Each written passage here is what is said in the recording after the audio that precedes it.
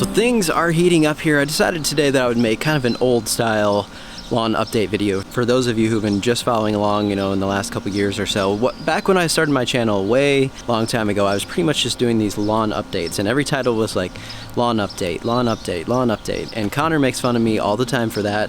He still makes fun of me for it, but he makes fun of me for everything, so I'm used to that. Today I thought, you know, maybe we should make an old style lawn update, just kind of follow what's going on in the yard, what I'm doing today as far as taking care of a few things that need to happen, and explain some stuff along the way. So thanks for joining me. Let's do it.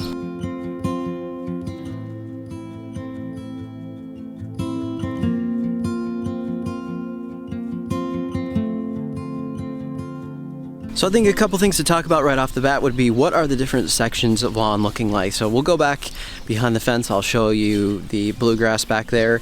Remember, this is the area that is pretty much low maintenance. So I only do natural irrigation on it for the most part, unless it hasn't rained in like a month. Then I will put some water on it usually, just to make sure that it doesn't die. I want to show you what that looks like in sort of a natural state with the lack of water that we've had. Then I'm going to get to the fescue, which is behind me. It's looking quite a bit better, honestly, than it was even early in the spring, but it's getting more mature. I'll talk about that. And then I'm going to show you the front yard right now. Despite all of the heat and everything that we've been having, it really looks fantastic. So despite the lack of rain back here, it's actually holding on better than it has been in the past. I don't know if that's really anything other than we're not to the middle of summer yet, and we haven't hit the absolute peak of obviously bluegrass sitting in 90-degree temperatures for 3 months. That usually doesn't go too well. Pretty warm temperatures in June for us. Most of the time above average. It's been over 100 a couple times. Despite all of that, and despite that I haven't watered this at all, not terrible for what it is. It's at 3 inches of height of cut. Now I'm going to show you a couple things closely that I am dealing with. There's a lot of weeds coming into this thing, and this year I would say the main thing that I'm dealing with the most is weed pressure has been really high. You know, I have tons of things in my neighborhood that are just blowing around constantly and getting onto my yard. So that's what I am dealing with this fall. I probably have to get a little more serious about taking care of some of that stuff if I want this to be a little cleaner. So here we have some creeping Charlie.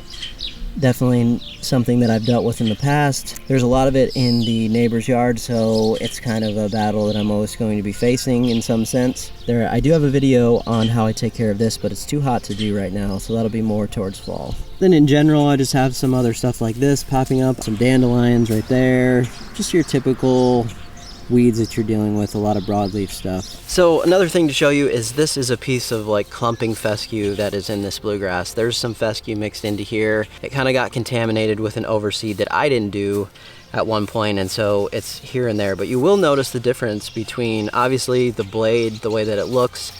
This is not quite as nice as the fescue that is in here. This is like the wider bladed stuff, but what you will notice is how much better it withstands the drought. As I said, I haven't watered any of this stuff. This is bluegrass right here, pretty toasty and dormant, and this thing as green as it can be. You know, there are some benefits to it, especially if you had a larger area that you knew you were never going to irrigate. It might not be a terrible idea to have something like that. Now, it's not as fine of turf. It doesn't look quite as nice as the bluegrass does when it's in prime condition, but prime condition really has not been happening that often anymore here. It gets a lot hotter than most people would think during the summertime and for more extended periods of time. And so you only have some fall and spring sections where it's kind of in ideal time frame. And then this spot right here is one that I always deal with for dormancy. So mainly I think it's because I have this slope here. A lot of the water runs off of there. It's hard to get things to soak in when you have such an extreme slope. But for the most part, so far, you can tell definitely there's a lot of dormancy happening on this section. So I mainly do this section out here just to show people what can you expect on kind of a minimum maintenance type of program. Just a few apps of fertilizer a year, not doing a whole lot of watering by any means, like I said, just leaving it to natural irrigation. And for the most part, I haven't sprayed this in years. And now that it's starting to get back to, I see quite a few weeds in here, that might be something that I have to do this fall.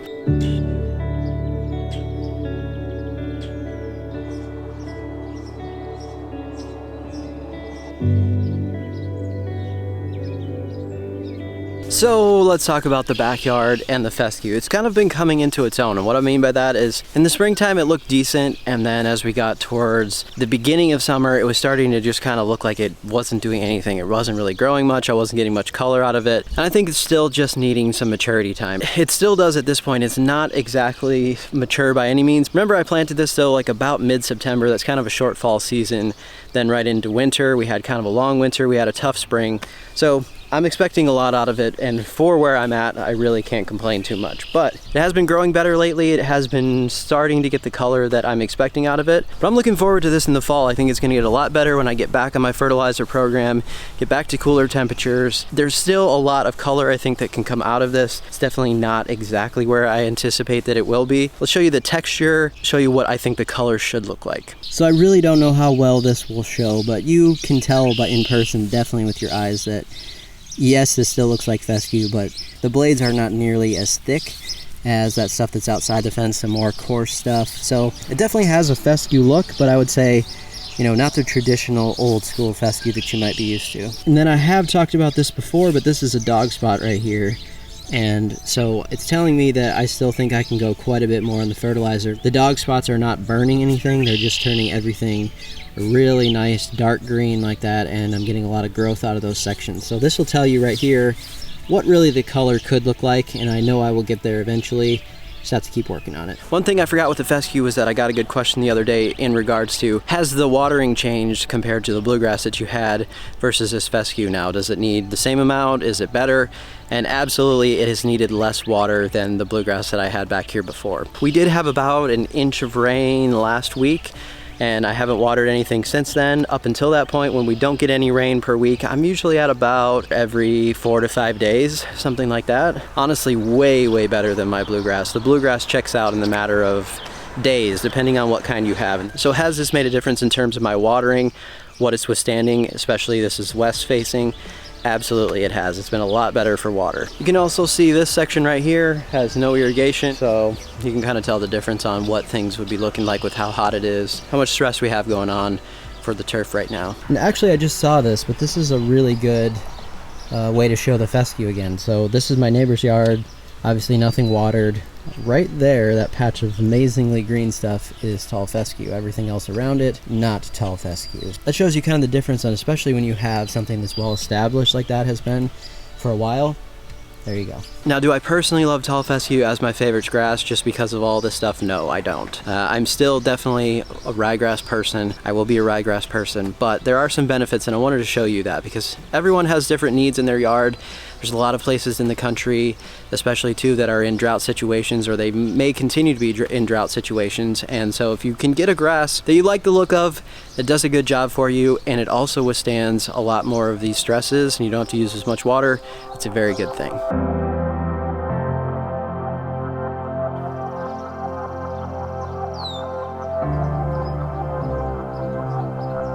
So how does the front yard look? Well, to me, it looks absolutely amazing considering the conditions that we've had. Now, I just put down an application of grower, some iron, and you can definitely tell it has been growing. It's absolutely working that way, but also the color right now is just beautiful for this time of year. It should not be doing this well in terms of the heat that we've had, but I've been keeping up with mowing.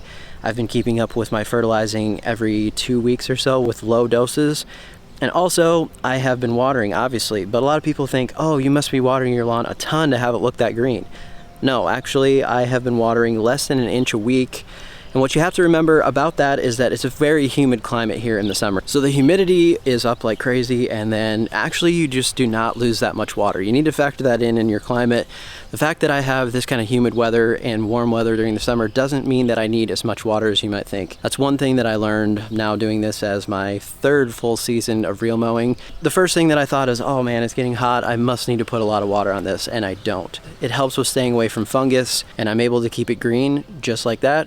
Not as much water as you would anticipate, and like I said, we did get an inch of rain last week, so I haven't had to water this at all since then. So there's just some misconceptions out there. Sometimes you see a yard like this and people say, oh, it must be this, it must be that, when they really don't know the facts about it, and the fact that you can maintain something like this and do it responsibly with water, with fertilizer, everything. You're not using as much as people think you would. So this right here was one of those patches of clover. If you didn't see the clover video, you can check out what I sprayed on there, but that's completely gone. This is about a week and a half out from when I sprayed. It's definitely not there anymore. If you'll see these kind of lighter colored spots out there, that is also where I spot sprayed clover, and it's all gone in those spots, but Speed Zone will tend to kind of ding the grass a little bit, and it's just starting to recover from that, but it's a little lighter in those spots, so that's what that is. And then, as I mentioned, I've had a lot of weed pressure this season. Dandelions coming in all over the place, and it's not very surprising to me with how many dandelions were around this neighborhood in the spring. That'll be something that I take care of a little later on. I also did not put any pre-emergent down. I have a crabgrass plant right here,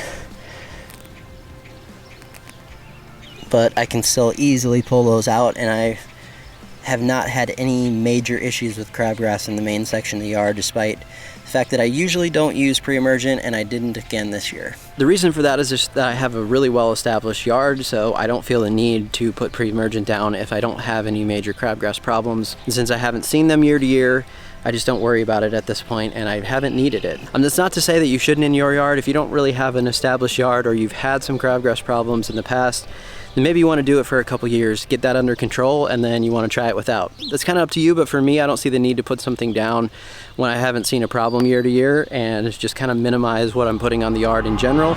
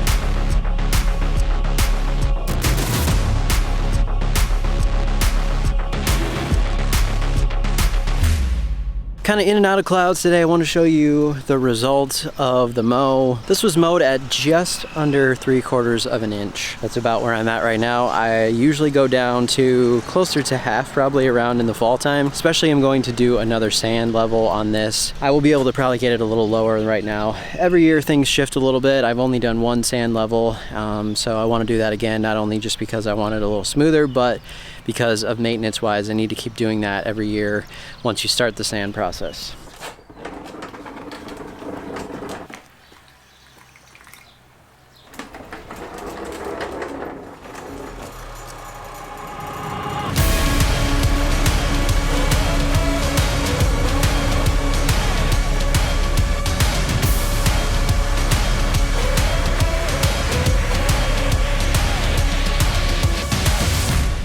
So that's a good old-fashioned lawn update for today. Thank you guys so much for watching. We'll see you next time.